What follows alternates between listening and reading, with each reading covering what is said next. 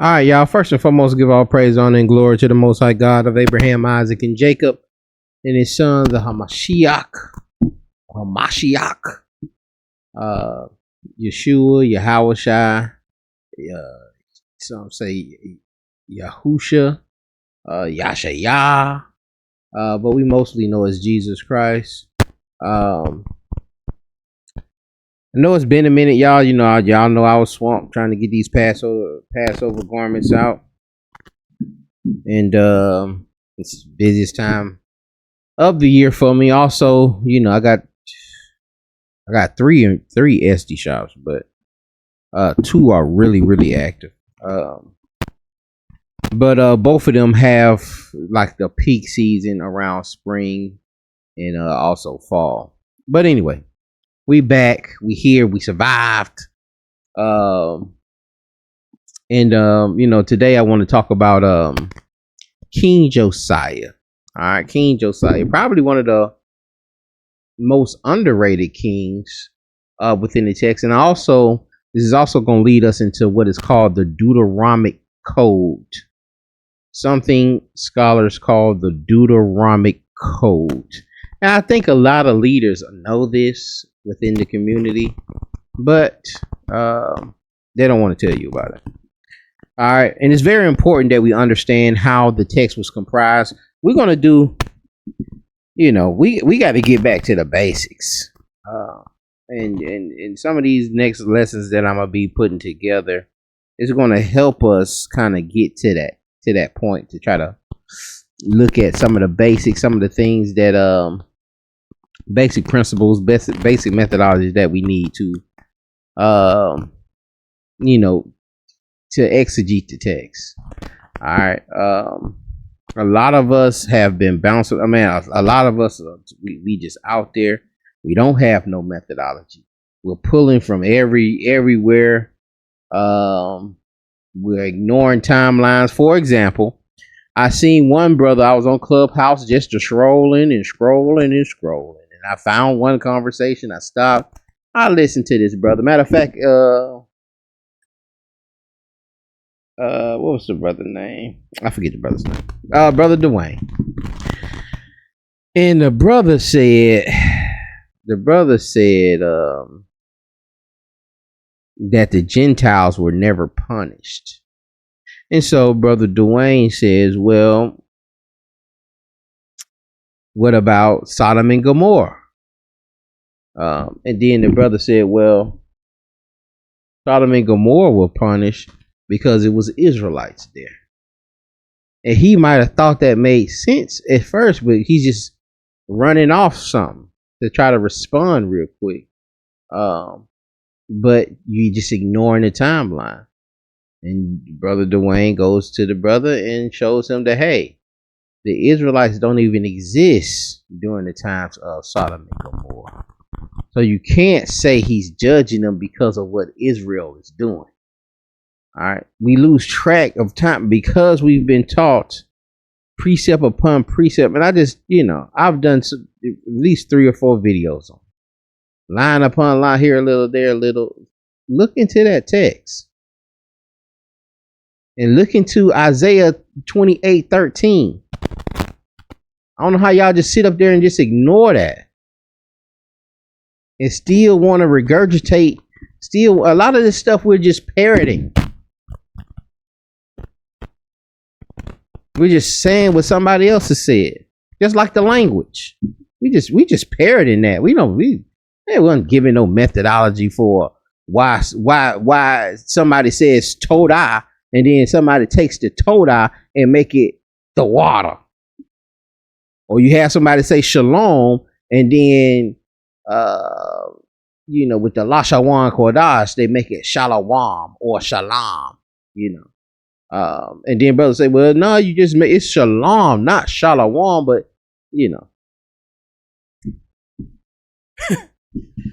But what's the methodology? Why is Shalom, if you're saying that it's Shalom is Shalom, why isn't Todah Tada? Why is it the water? Why we have the W there? What is the methodology to put the W there? for that. But anyway, I don't want to get into that. But I'm just showing that a lot of stuff we just parroting out here, and we got to be honest. We got to be honest with it. First, you need to be honest with yourself. Let's look at 2 Kings. Let's talk about King Josiah. Everybody should know the story. You should know it because he's one of the most prominent kings. He's you know, he pretty much did like a great reformation. One of the greatest kings, probably up there with David. King Josiah. Let's talk about it real quick. Before King, his father was King Amon. His servants end up killing him. And then, you know, they end up killing all of those servants, everybody who was part of that plot. And then they made Josiah, his son, king. 2 Kings 22 verse 1 says Josiah was 8 years old. And see, this is another thing about trying to get a little context. The writers kind of put a lot of this stuff in there. They try to give you a little timeline and so forth that you read this first to kind of know, okay. And the people have chopped up the chapters, you know, so that, oh, you know, this is starting right here. You know, we're giving a little context on who this is, what age he is, what's the timeline, what done happened. And this is why they chopped it up and said, okay, we're going to start this chapter right here. Josiah was 8 years old when he began to reign. And he reigned 31 years in Jerusalem. And his mother name was Jedediah, the daughter of Adiah of Boskoth. And he did that which was right in the sight of the Lord, and walked in all the way of David his father, and turned not aside to the right hand or to the left. And it came to pass in the 18th year of King Josiah that the king sent Shaphan, the son of Azaliah, the son of Meshullam, the scribe, to the house of the Lord, saying, go to Hilkiah, the high priest, that he might sum the silver which is brought into the house of the Lord, which the keepers of the door have gathered of the people. And let them deliver it into the hand of the doers of the work, that they might oversight the house of the Lord. And let them give it to the doers of the work which is in the house of the Lord, to repair the breaches of the house. He's trying to restore the temple, trying to get the temple back in shape. Unto the carpenters and the builders and the masons, and to buy timber, and to whom hewn stone to repair the house. Howbeit there was no reckoning made with them of the money that was delivered into the hand, because they dealt faithfully. And Hilkiah the high priest said unto Shaphan the scribe, I have found the book of the law. I have found the book of the law in the house of the Lord. And Hilkiah gave the book to Shaphan, and he read it. And Shaphan the scribe came to the king, and brought the king word again, and said, thy servants have gathered the money that was found in the house, and they have delivered it into the hand of them to do the work that have the oversight of the house of the Lord. And Shaphan the scribe showed the king, saying, Hilkiah the high priest have delivered me a book.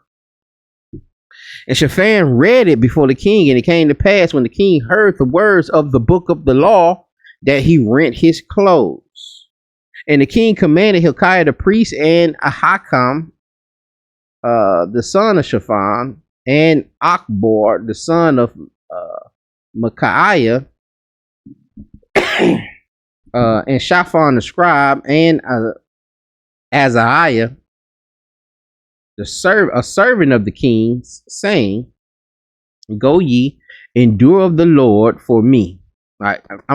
Inquire of the Lord for me, and for the people, and for all Judah, concerning the words of this book that is found. For great is the wrath of the Lord that is kindled against us. All right, so they've received this book. They getting the temple back together. The high priest Hilkiah comes and says, look, man, I done found the book of the law. Go look into this book. The king, he takes it to the king. The king sees the book. He started reading it, and he just rents his clothes and cries out. Why? Because he's reading this book, understanding that, man, there's a great wrath that's coming upon us. Because we haven't followed this text. We're not listening to this text. We're not doing we doing everything but what this book says. He cried out. And like my Old Testament only brother, and I was just going back and forth with an Old Testament brother on TikTok the other day. And it's like, how y'all not reading this book and crying out if you don't believe in no Messiah? If you don't believe in Christ, you don't believe in your house. Like, how are you reading this book? Because you're not doing anything that it tells you to do. You're not in the land, and you're not doing what King Josiah is saying here with trying to repair this temple and get this thing back in operating condition. But there's a great wrath coming upon Josiah and Judah. And I, let me just keep reading. But this is in the mix of Babylon coming down. All right.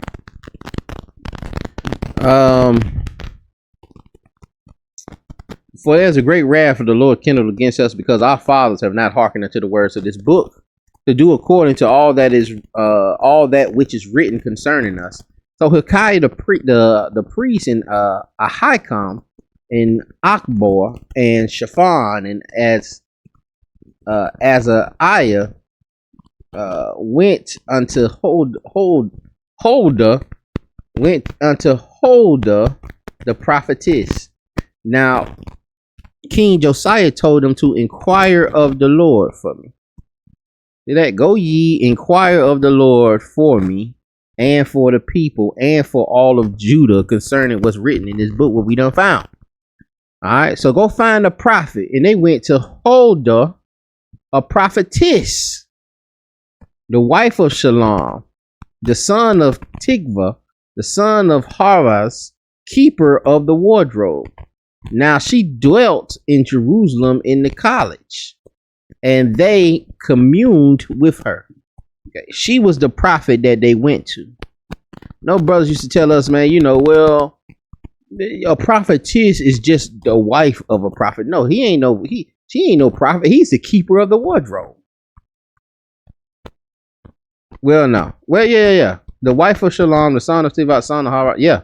He's the keeper of the wardrobe. And that's what I'm saying. That's another thing. You got to keep up with these pronouns. You know what I'm saying? Because I could have went son of Haras, and that son of Haras could have been linked to the keeper of the wardrobe, could have been linked to the king of Haras. But this is all being said about Shalom. He's the son of Tikva. He's the son of Haras. Shalom, the son of Tikva, the son of Haras, keeper of the wardrobe. So she dwelt in Jerusalem in the college. Her husband is a keeper. His husband is not a prophet. And they communed with her. They went and spoke with her. They went to inquire of the Lord. They went to this woman. Huldah, the prophetess. All right. Y'all hit the comments with that. Tell me what y'all think about Huldah, the prophetess. Is she's a prophet? Is she's the direct link to the Lord, that the king has sent men down to inquire, to get a word from the Lord from this woman? And she said unto them, thus says the Lord God of Israel, tell the man that sent you to me, thus saith, and she said, okay, who sent you to me? Thus saith the Lord God of Israel, tell the man that sent you to me, thus saith the Lord, behold, I will bring evil upon this place and upon the inhabitants thereof, even all the words of the book which the king of Judah have read, because they have forsaken me and have burned incense unto other gods. They have provoked me to anger with all the works of their hands. Therefore my wrath shall be kindled against this place and shall not be quenched. All right. But to the king of Judah, which sent you to inquire of the Lord. And see, if we don't, that's what I'm saying. We got to understand hyperbole. All right. If we take this literal, that means he gonna always be mad. Therefore my wrath shall be kindled against this place and shall not be quenched. I'm finna burn this place forever. I'm finna put a wrath on this place for the, and we know that's not the case because we came out of the Babylonian captivity. But you got to understand these, and that's probably going to be one of the next lessons I do. But we got a lot of stuff we got to get through with some of the foolishness that's going on in Israel. We're going to talk about it. We're going to talk about it. But we got to understand the hyperbole with the restoration and the hyperbole in the destruction and the judgment that goes forth, through the Lord. And you'll see it all over the place. It's just we read over it. But to the king of Judah which sent you to inquire of the Lord, thus shall ye say to him, thus saith the Lord God of Israel, as touching the words which thou hast heard, because thine heart was tender, and thou hast humbled thyself before the Lord, when thou heardest when I spake against this place and against the inhabitants thereof, that they should become a desolation and a curse, and hast rent thy clothes and wept before me, I also have heard thee, saith the Lord. A lot of you jokers reading this Old Testament, you Old Testament only reading this Old Testament, and you smiling and you boastful. And you're not humble. You're not crying out to the Lord. You spending your energy trying to deny the Messiah, trying to deny the pure Lamb that was sent, that was created from the foundation of it. Nah, that ain't him. And then have no eschatological view. Think you can turn to the east to a temple that ain't even there no more. What's the point? Do we still turn to the east and the Lord not there? The temple's not there. His presence not there. Come on, y'all. Because thine heart was tender and thou hast humbled thyself before. Okay, we just read that. Behold, therefore, I will gather thee unto thy fathers, and thou shalt be gathered into the grave in peace. And thine eyes shall not see all the evil which I will bring upon this place. And they brought the king word again. And that was his reward. That was his reward. Old Testament. I'm going to put you in the grave. You ain't going to get to see it. Did he say, I'm going to give you eternal life and da-da-da-da-da, woo-woo? Which, he died in righteous, great, he died with a great name. But I'm just saying what the text says, if we just stop the story right here. And we just Old Testament, we stop the story right here. That's your reward. You died. You go to the grave in peace, and you won't see the destruction that's going to come down on your brethren. For my Old Testament brothers, I know y'all watch. I know a few of y'all watch. That's. If that's the expectation for King Josiah, what are the hopes for you? You ain't no King Josiah.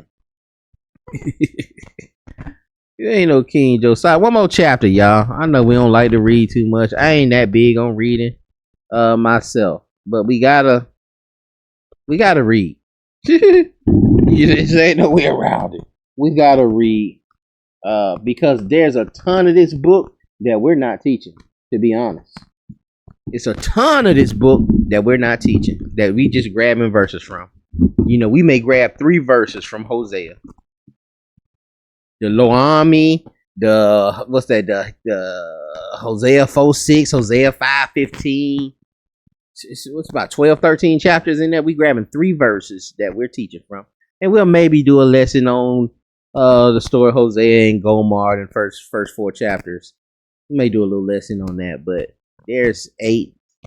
Man, I read that thing the other day. And if you want to take that literal, man, that judgment that was being sent out and man, please, I don't know how you can read Hosea and you taking that literal without saying that maybe it's some little hyperbole there. I don't see how you say they coming back. The way the Lord talking.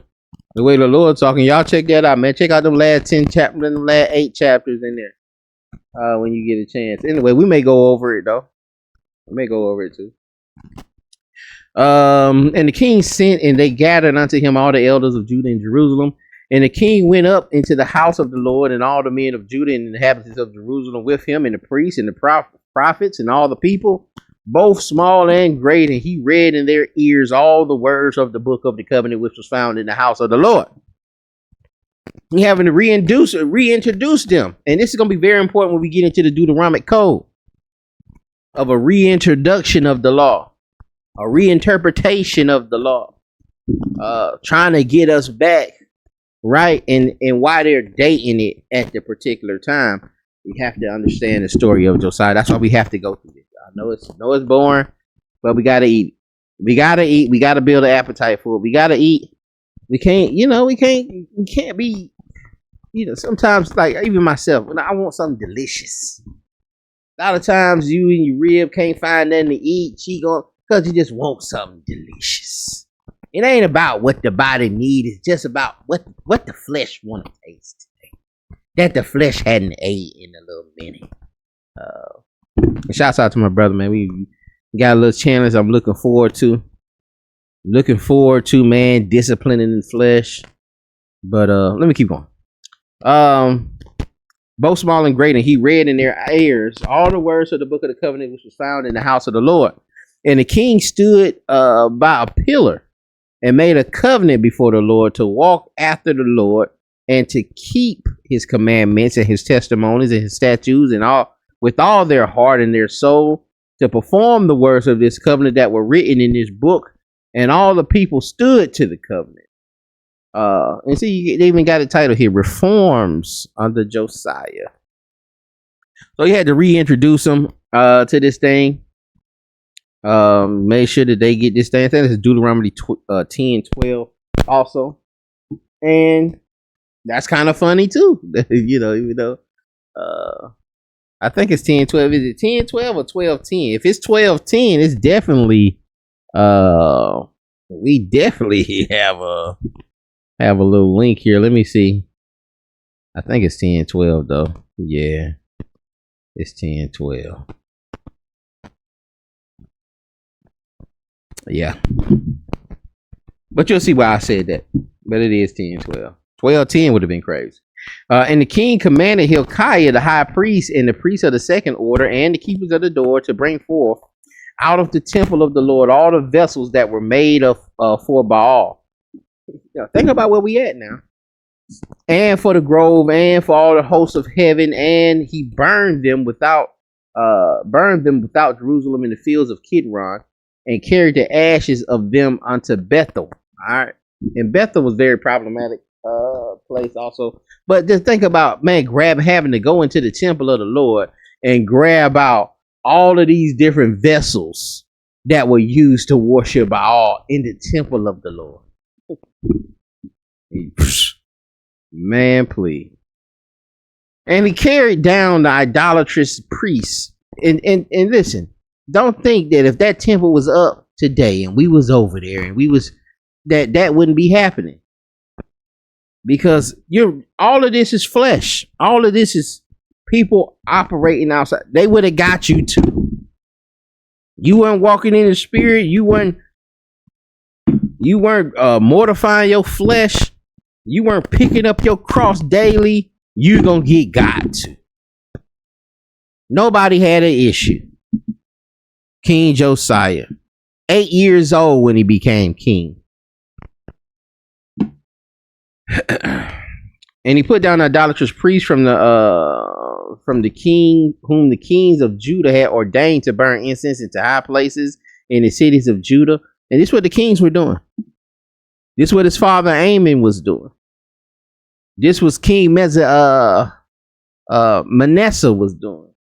And in the places round about Jerusalem, them also burned incense unto Baal, to the sun, and to the moon, and to the planets, and to all the hosts of heaven.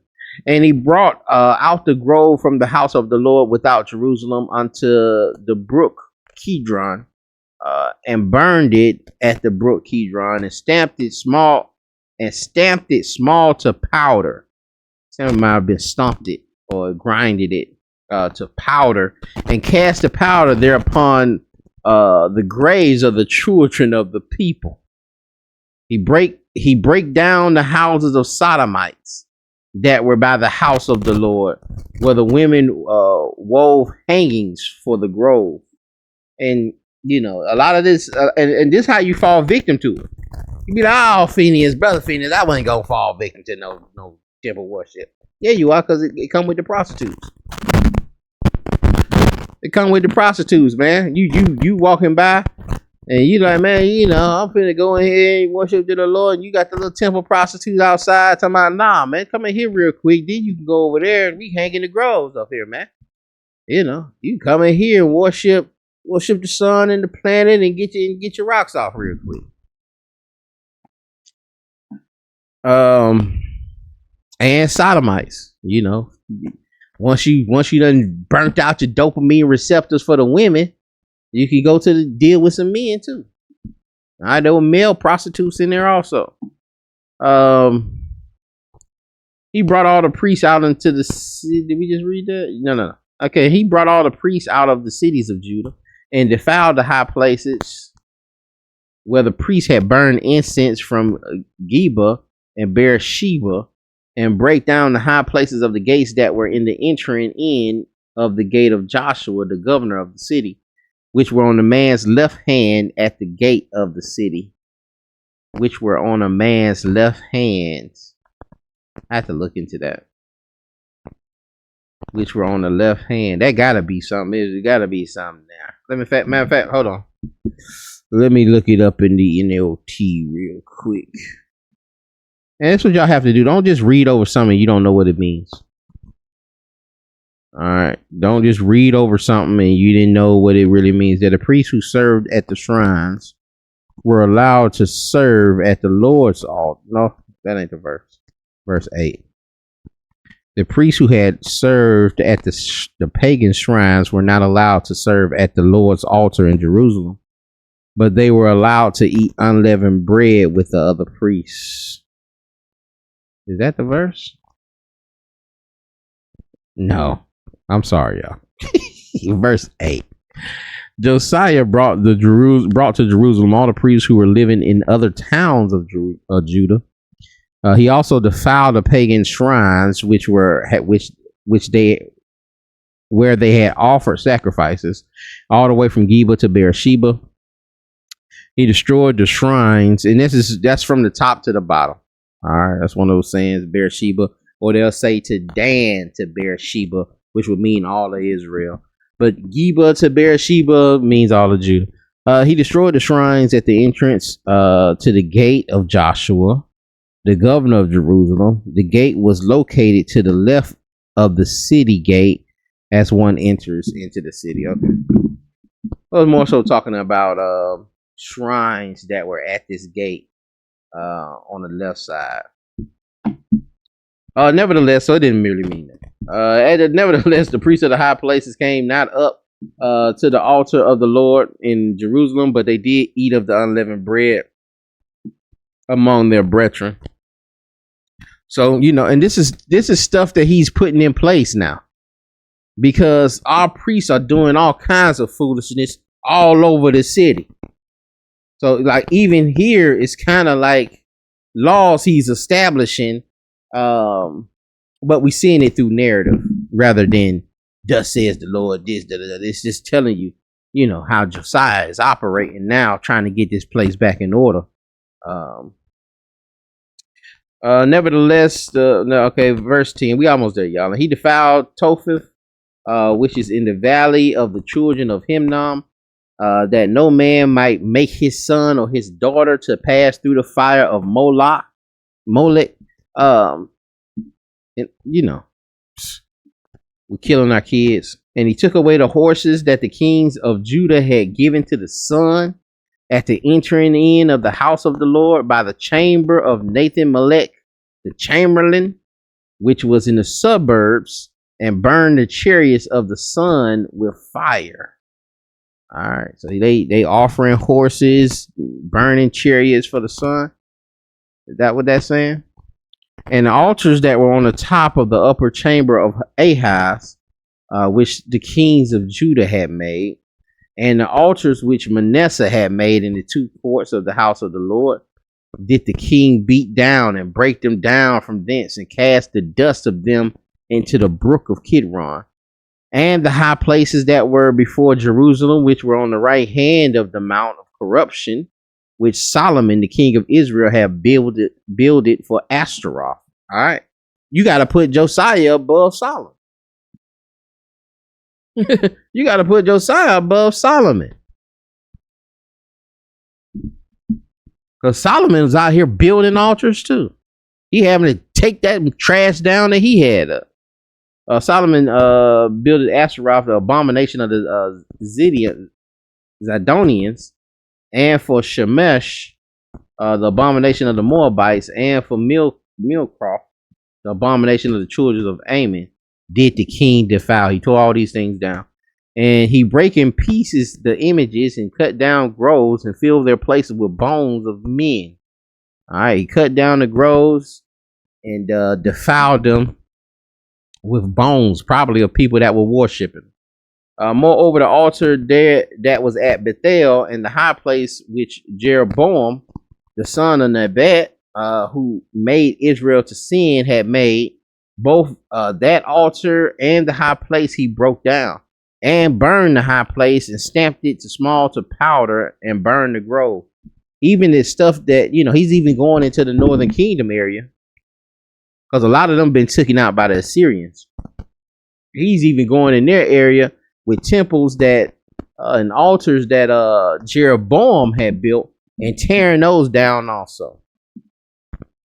And Josiah turned himself. He spied out sepulchres that were there in the mountain, and sent and took the bones out of the sepulchres and burned them upon the altar and polluted it, according to the word of the Lord, which man of God proclaimed, who proclaimed these words. Then he said, what title is that I see? And the men of the city told him, it is a sepulchre of the man of God, which came from Judah, and proclaimed these things that thou hast done against the altar of Bethel. And he said, let him alone. Let no man move his bones. So they let his bones alone, which the bones of the prophet that came out of Samaria. So there was a prophet that said that one day this would come where all of these groves would be burned down. He said, okay, well, we're not going to mess with that sepulchre. Let him rest. But he digged up the rest of them graves that was worshiping to that darn altar and spread those things out upon that altar to defile it. And all the houses of the high places that were in the cities of Samaria, which the king of Israel had made to provoke the Lord to anger, Josiah took away and did to them according to all the acts that had been done in Bethel.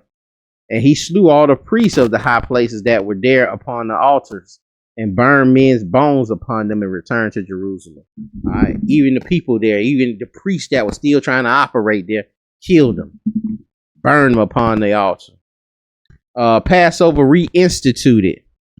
And the king commanded all the people, saying, keep the Passover unto the Lord your God, as it is written in the book of this covenant. Surely there was not hidden such a Passover there was not holding such a Passover from the days of judges that judged Israel, nor in all the days of the kings of Israel, nor in the kings of Judah. He said there ain't finna be a greater Passover, or there hasn't been a greater Passover or they haven't been really keeping a Passover since the days of Israel, of judges. I'm sorry. Of the when Israel was judged by judges, and where when you reading the book of Judges, do you think they were keeping Passover when Israel had no king and everyone was doing as they felt or as they willed? Moreover, the workers with familiar spirits. But in the 18th year of King Josiah, wherein this Passover was holding to the Lord in Jerusalem. So think about it. He been 18 years with he's from 8 to 18. What is that? 26. He's 26 years old. But in 18 years, we know they haven't held no Passover. And if we're going back to Judges, maybe 300-400 years since they had a Passover. Moreover, the workers with familiar spirits and the wizards and the images and the idols and all the abominations that were spied in the land of Judah and in Jerusalem did Josiah put away, that he might perform the words of the law which were written in the book that Hilkiah the priest found in the house of the Lord. And like unto him was there no king before him that turned to the Lord with all his heart. Get that now. And like unto him was there no king before him. And we not giving Josiah We ain't giving Josiah no credit. I don't even know if it's too many brothers named Josiah who done named themselves Josiah. That turned to the Lord with all his heart and with all his soul and with all his might, according to all the law of Moses. According to all the law of Moses. Neither after him arose there any like him. And nobody came after him. Nobody before him and nobody came after him that turned to the Lord with all his heart and with all his soul, with all his might. And this could even be hyperbole, or we could say, hey, man, you know, this was the greatest king Israel ever had. Even greater than David, even greater than Joshua. Y'all hit the comments, tell me what y'all think about that. 2 Kings 23:25. Notwithstanding, the Lord turned not from the fierceness. Okay. Even with all of that, even with this great king, the Lord turned not from his fierceness. Even with the reformation that he's trying to do, of his great wrath, wherewith his anger was kindled against Judah, because of all the provocation that Manasseh had provoked him withal. And the Lord said, I will remove Judah also out of my sight, as I have removed Israel, and will cast off this city, Jerusalem, which I have chosen, and the house of which I have said my name shall be there. I'm casting it off.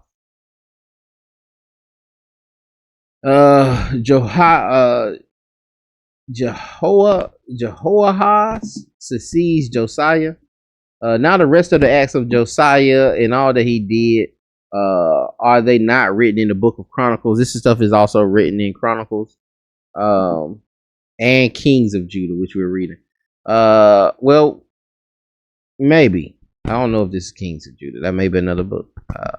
In his days, Pharaoh Necho, king of Egypt, went up against the king of Assyria to the river of Euphrates, and King Josiah went against him, and he slew him at Megiddo when he had seen him.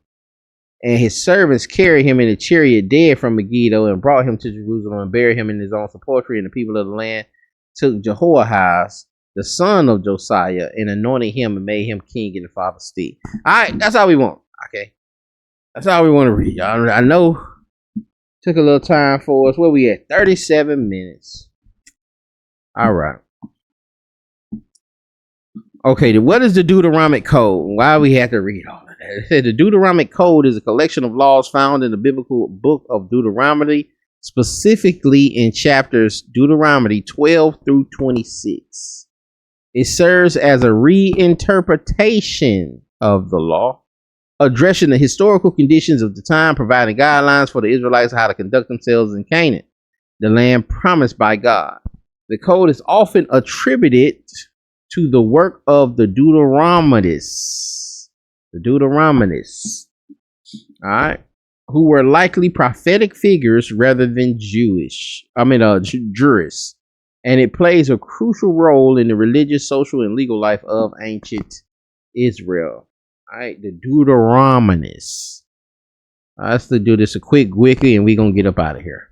It says the Deuteronomic Code is a name given by academics to be to the law code set out in chapters 12 through 26 of the book of Deuteronomy, the Hebrew Bible. The code outlines special relationships between Israelites and Yahweh and provides instruction covering a variety of topics, including religious ceremonies, ritual purity, civil and criminal law, and the conduct of war. They are similar to other collections of the law found in Torah, the first 5 books of the Tanakh, such as the Covenant Code of Exodus 20 through 23, except for the portion discussing the ethical Decalogue, 10 Commandments, which is usually treated separately. This separate treatment stems not from any concern over authorship, but merely because the ethical Decalogue is treated academically as a subject in its own right. Almost the entirety of Deuteronomy is presented as the last few speeches of Moses, beginning with an historical introduction as well as a second introduction, which explains the ethical Decalogue, and ending with a hortatory speeches, which and final words of encouragement. Between these is found the law code at Deuteronomy 12 through 26. In critical scholarship, this portion, as well as majority of the remainder of Deuteronomy, was written by the Deuteronomists. It is difficult to date. Let's look at the dating. It is difficult to date the laws found in Deuteronomic code. All right, let's understand that. It's hard to do that. There are many laws unique to Deuteronomy, such as prohibition of sacrifice outside the place which the Lord your God will choose. Deuteronomy 12:5. And having a national Passover sacrifice in a national shrine. Deuteronomy 16:1 through 8. In contrast, other books in the Pentateuch refer to altars throughout Israel without condemnation. All right. Both of these laws were observed for the first time.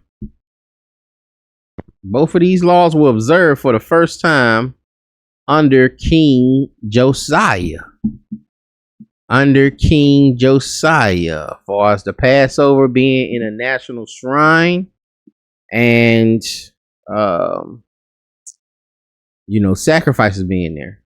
12:5, Deuteronomy 12:5, Deuteronomy 16. They're saying that it's first observed in the text under King Josiah, giving credence to the theory that Deuteronomy was written around that time.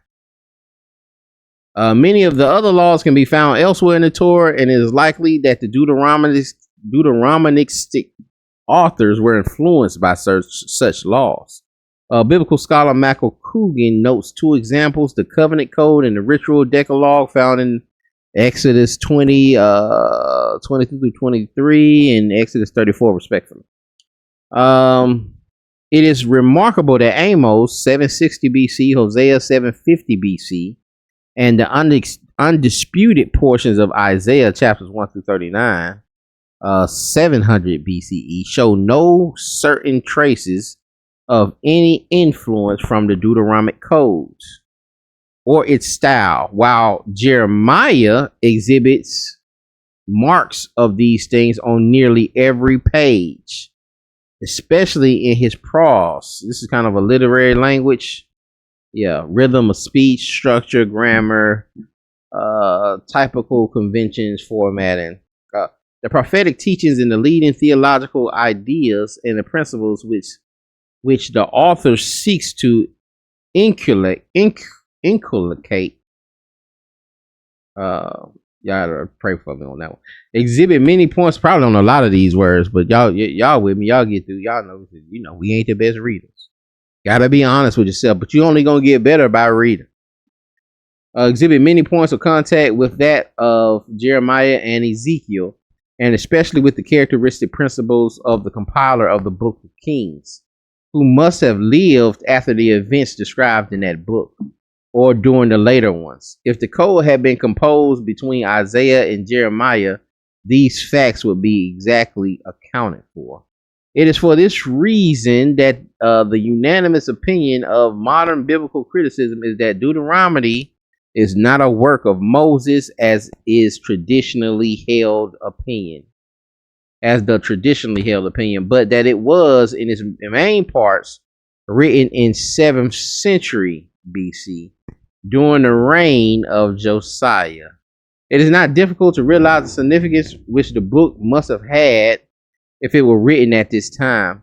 It would have formed a great protest against the prevalent tendencies of the age or century, as Jeremiah readily testifies, in which religious viewpoints other than the centralized worship of Yahweh were making serious encroachments in the kingdom of Judah associated with its decline.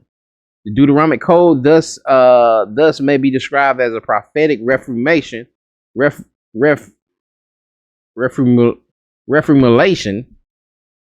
and adaptation to the new needs of an older legislation, especially the work not of a jurist or statesman, but of a prophet. All right, so that saying like prophetic figures might have came in, saying the Deuteronomists wasn't just legalists, wasn't just like a judge, but that they had maybe some prophetic, the priest there, And like we read during the King Josiah, they were going to talk to, they went and talked to a woman that was a prophet. So prophets were very heavy in that day, and that, some of this legislation was added because of some of the historical events were going on during the 7th century BC. All right, it's not like he saying it was written 1,000 years, 700 AD. But that is probably not written by Moses, is what they want to say. All right, but the traditionalists, they'll read this part, but the traditionalists generally maintain that the Deuteronomic Code was indeed the work of Moses.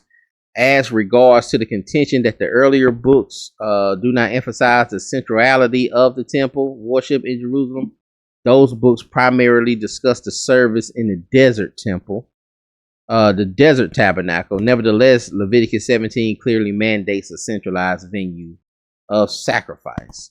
The similarity of the works of Jeremiah appears to be a result of the renewed interest in Deuteronomy during the reign of King Josiah, but with Jeremiah borrowing from the conventions of Deuteronomy and not the other way around. All right, so the traditionalists say, well, Jeremiah is just similar like that because it's drawing from a new interest of Deuteronomy rather than Deuteronomy may have been written during his time and he's just gleaning from that. And that's how they're explaining that away. And they're saying that Leviticus 17, even though it's more of dealing with the desert, is giving us a centralized law. But it's also things like in Deuteronomy, like I say, with Moses quoting his own death. It's, you can't say that Moses wrote how he died and all that. You have to know that some scribes had to write that later, after the death. And so we just got to be, we just putting the information out there. You do what you want. We're not here to tell you what to think. We're just here to give you the information and some of these things that are out here. You can continue to read and look into the Deuteronomic Code, look into who the Deuteronomists are. Just like we talked earlier in the year, we was talking about the two different creation stories in Genesis 1 and Genesis 2, and them saying that the Yahwehists wrote the second one, and they're just gleaning from that. They're saying that because chapter 1 is saying Elohim, Elohim, Elohim, Elohim, Elohim, and then we see in chapter 2 is saying Yahweh or Yohevah or Yahuwah or Yahweh. But that's all I have for y'all, man. Pray this thing was edifying. Y'all be blessed. We'll see y'all on the next one. Shalom.